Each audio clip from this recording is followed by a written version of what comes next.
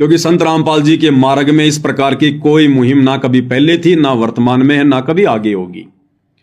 संत रामपाल जी लोगों को भक्ति देने आए हैं, मोक्ष का मार्ग दिखाने आए हैं।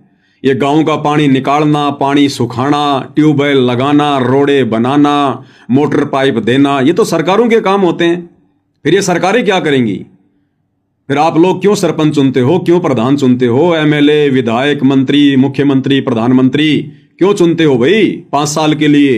ये काम तो सरकारों के होते हैं। क्यों आप सरकारों को टैक्स दे रहे हो? फिर ये काम भी अगर बाबा करेंगे तो सरकारें क्या करेंगी? फिर सरकार तो निकम्मी हो जाएगी, जनता के टैक्स का पैसा और ज्यादा दुरुपयोग करेगी। तो ऐसी कोई भी मुहिम, जो ये मकान बनाए जा रहे हैं या ये मोटर पाइप दी जा रही हैं, ऐसी कोई भी मुहिम सतगुरु रामपाल जी की तरफ से वर्तमान में नहीं है। ये सारा का सारा पाखंड मनमाना आचरण उनका छोटा भाई महेंद्र और उनके दोनों नालायक बेटे वीरेंद्र और मनोज, वो अपनी मान बढ़ाई के लिए, अपनी चाल उस चौधर के लिए, और जैसा कि डॉक्टर सिक्किम बहन ने कहा कि भाई ये राजनीतिक फंडा है, तो टोटल ये राजनीतिक फंडा है भाई। और ये लोग राजनीति में आने के लिए ये सारा का सारा अपने वोट बैंक के लिए प्रपंच कर रहे हैं। ये साबित कर दूंगा सारी बातें, टेंशन ना लो आप। मैंने आपको पहले कह दिया कि यदि आप धरती पर सतगुरु रामपाल जी के विषय में सत्य जानना चाहते हैं, उनके परिवार के विषय में जानना चाहते हैं, उनके भक्ति मार्ग के विषय में यदि आप हकीकत जानना चाहते हैं, तो इसी पवन दास के Facebook page Pawan Das is live के ऊपर मिलेगी। धरती पर दूसरा कोई पेज नहीं मिलेगा आपको। तो टोटल राजनीतिक फंडा है। अब इस अन्नपूर्णा मुहिम के तहत एक बात कही जाती है कि भाई ये संत रामपाल जी के भगत, उनकी कमेटी, तो पहली बात तो आप इन नालायकों को संत रामपाल जी के भगत की संज्ञा देकर मत बोला करो। संत रामपाल जी की कोई कमेटी नहीं है। संत रामपाल जी का सच्चा भगत वो है जो उनकी मर्यादाओं में रहकर, उनके वचन पर चलकर, जो उनके द्वारा बताई गई भक्ति करता है, जो उनकी शिक्षाओं पर चलता है, वो उनका शिष्य है। बाकी सब ये बकवादी लोग हैं। ये मान बढ़ाई और चौधर का खेल है सारा का सारा। तो बहुत सारे सवाल करते हैं लोग कि भाई इतनी मोटर, इतनी पाइप दी जा रही है, ऐसे ऐसे मकान बनाए जा रहे हैं, और ये पैसा कहां से आता है, धन कहां से आता है भाई? अब हकीकत तो किसी को पता नहीं है।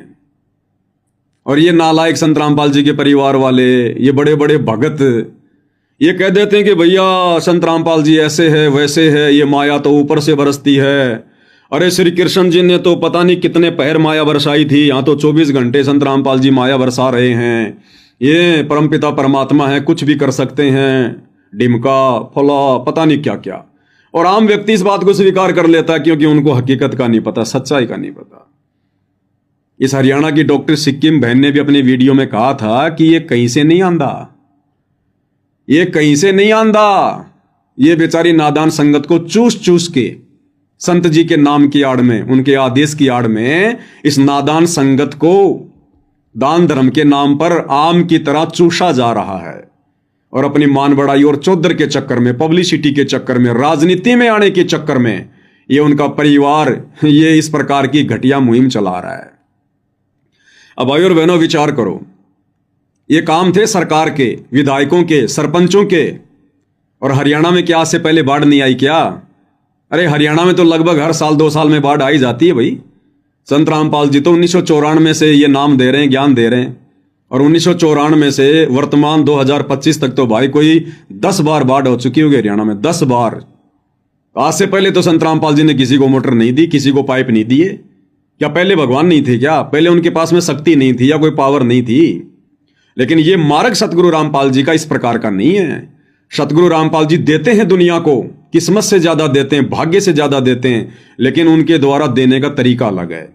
और तरीका है कि सबसे पहले उनके ज्ञान को सुनो, समझो, फिर उनकी शरण में आओ, वो जो भक्ति बताते हैं उस भक्ति को करो मर्यादा में रह के, फिर ऑटोमेटिक तुम्हें लाभ मिलेंगे, ऑटोमेटिक तुम्हें लाभ मिलेंगे। जिस प्रकार बच्चा स्कूल जाएगा, पढ़ाई करेगा, फिर नौकरी लगेगा, फिर नौकरी लगेगा, और फिर जो कार्य है उसको सरकार देती है, जब कार्य ईमानदारी के साथ में करेगा तो ऑटोमेटिक हर महीने उसके अकाउंट में पैसे आएंगे।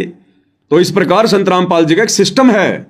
वो इस प्रकार से मोटर पाइप नहीं देते, दुनिया नहीं बिगाड़ते, सरकारों को नहीं बिगाड़ते। अब इसमें क्या होगा?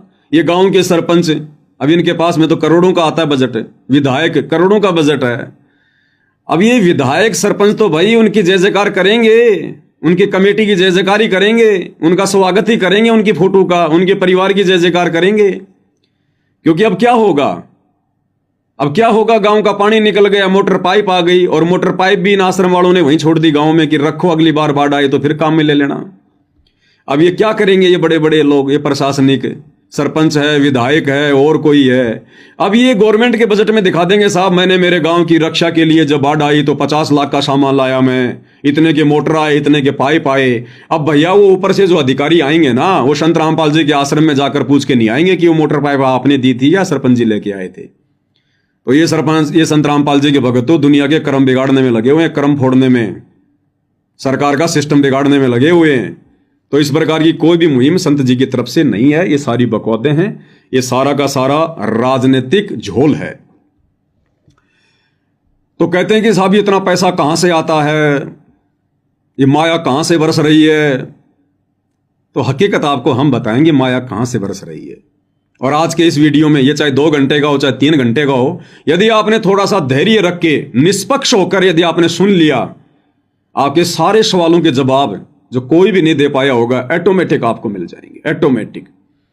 तो आपको एक छोटा सा वीडियो दिखाता हूं मैं कि माया कहां से आ रही है। ये अन्नपूर्णा मुहिम एक धार्मिक धंधा है, धार्मिक धंधा।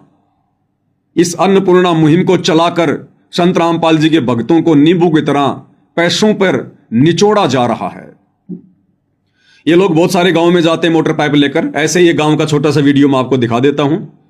ये कोयलपुर गांव है झज्जर का, हरियाणा में, और वहां पर मोटर पाइप वगैरह देकर फिर गांव वालों को एक आदेश सुनाया जा रहा है। और आदेश कोई संत रामपाल जी का नहीं है, उनके परिवार वाले मनमुखी रूप से लेटर पैड पर लिख लेते हैं और गांव वालों को सुना देते हैं। और गांव वालों को सुना कौन रहा है? सतलोक आश्रम बरवाड़ा की कमेटी का एक मुख्य व्यक्ति बलजीत लहरी, जो कि नरवाणा से है, बरवाला में रहता है। और बरवाड़ा में संत रामपाल जी का जो पहले छोटा सा आश्रम था दौलतपुर, उस आश्रम के लिए 1 किला जमीन उसी ने दान की थी। और ये बलजीत लहरी वही है भाई और बहनों, जिसकी बेटी का नाम संत रामपाल जी के साथ में जोड़ा गया था इस मीडिया के द्वारा। बेबो, बलजीत की बेटी बेबो, जिसका नाम जोड़ा गया था, ये वही बलजीत है जो अभी ये खड़ा होकर लेटर सुना रहा है। और इस लेटर में ये क्या सुना रहा है, यहीं से क्लियर हो जाएगा कि ये माया कहां से आ रही है, ये पैसा कहां से आ रहा है। वो कह रहा कि हमने आपके गांव का ड्रोन से वीडियो बना लिया है। एक वीडियो हमने पहले बना लिया था, आज हमने नया वीडियो बना लिया। एक वीडियो हम उस समय बनाएंगे जब आपकी फसल लहला रही होगी। फिर ये सारे वीडियो हम हमारे आश्रमों में जो समागम होते हैं वहां पर हम उसको जो है प्रोजेक्टर पर चलाएंगे, बड़ी स्क्रीन पर चलाएंगे। जब आश्रम में संगत आती है, लाखों की समागम होते हैं, भंडारे होते हैं, उस समय हम ये सारे वीडियो संगत को दिखाएंगे, समागम में चलाएंगे, ताकि संगत को यह विश्वास हो जाए कि हमारे दान धर्म का पैसा ठीक ठिकाने लग रहा है, ताकि संगत आगे और ज्यादा बढ़ चढ़कर दान करे। टोटल धार्मिक धंधा है ये, धार्मिक धंधा। बेचारी नादान संगत से पैसा लूट लूट के दान धर्म के नाम पर परम पूज्य सतगुरु रामपाल जी के आदेश की आड़ में इधर से तो संगत से धार्मिक धंधे के नाम पर पैसा लूटा जा रहा है, और उधर आने वाले चुनावों की तैयारी में इन गांव वालों को फ्री में मोटर पाइप दे दे के, 1-2 के मकान बना बना के और अपना वर्चस्व कायम किया जा रहा है, अपना माहौल क्रिएट किया जा रहा है। तो आप उस बलजीत का एक छोटा सा वीडियो देख लो, क्योंकि मैं पवन दास जो भी बात करूंगा प्रमाणों के साथ करूंगा। और इसी सच्चाई को पिछले 10 वर्षों से इस नादान संगत के सामने रखते रखते मैंने अपने ऊपर 4 मुकदमे झेले हैं। अभी भी 4 मुकदमे मेरे ऊपर संत रामपाल जी के नालायक परिवार ने थोप रखे, झूठे। यहां तक कि संत रामपाल जी से भी मेरे ऊपर मुकदमा लगवा रखा इन्होंने 420 का। लेकिन ये खेल कुछ अलग है भाई और बहनों, अभी आप नहीं समझ पाओगे। संत रामपाल जी के भगत तो बखूबी समझ जाएंगे जो साथ संगति से जुड़े हैं। तो 4 मुकदमे इन्होंने मेरे ऊपर लगवा रखे हैं झूठे, कोई 420 का, कोई धार्मिक भावना भड़काने का। हिसार में 3 महीने की जेल भी मैं काट के आया 2022 में। और 3 से 4 बार संत रामपाल जी के परिवार ने गुंडे भेज भेज कर मुझ पवन दास के ऊपर जानलेवा हमले करवाए हैं। वो वीडियो भी मैंने वायरल किए हैं। जानवर की तरह ये लोग मुझे मार कर गए हैं मेरे घर में घुसकर। हिसार तारीख में मैं गया था, अभी 12 अगस्त 2025 को मेरी पेशी थी। तो हिसार में इन्होंने सतलोक आश्रम धनाना से गुंडे भेज दिए, जैसे कि वो खरक गांव में भेजे थे। और वहां पर इन्होंने मेरे 2 साथियों को जानवरों की तरह मारा पेट्रोल पंप पर। वो वीडियो भी मैंने वायरल किया है। और मैं इनके हत्थे नहीं चढ़ पाया, लेकिन मेरे 2 साथियों को, मेरे 2 भगत भाइयों को इन्होंने बहुत बुरी तरह से मारा। वो वीडियो भी मैंने डाला है। तो ये भगत तो किसी भी एंगल से नहीं है, गुंडे हैं। गुंडे आने वाले समय में साबित हो जाएगा, हमें तो पता है हकीकत का। तो अभी आपको उस बलजीत लहरी का एक छोटा सा वीडियो दिखा रहा हूं, ध्यान से देख लेना भाई और बहनों। बिना परमाणु के यहां कोई बात नहीं होती है, तो देखिएगा आप ध्यान से।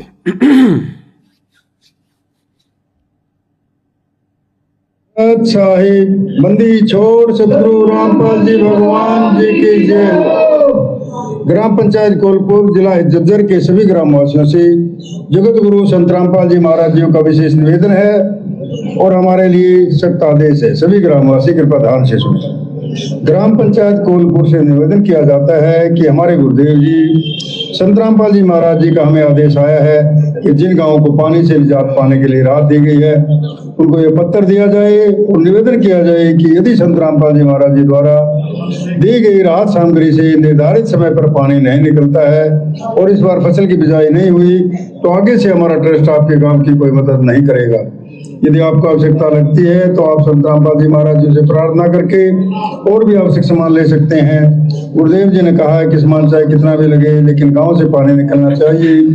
यदि पानी नहीं निकलता है तो इसमें गलती आप लोगों की होगी। हमने आपके गांव के ड्रोन से वीडियो बना ली है, गांव में पानी भरा हुआ है, हम आपके गांव का पानी निकलने के बाद दूसरी वीडियो बनाएंगे। इसके बाद हम एक वीडियो और बनाएंगे जब आपकी फसल लहरा रही होगी।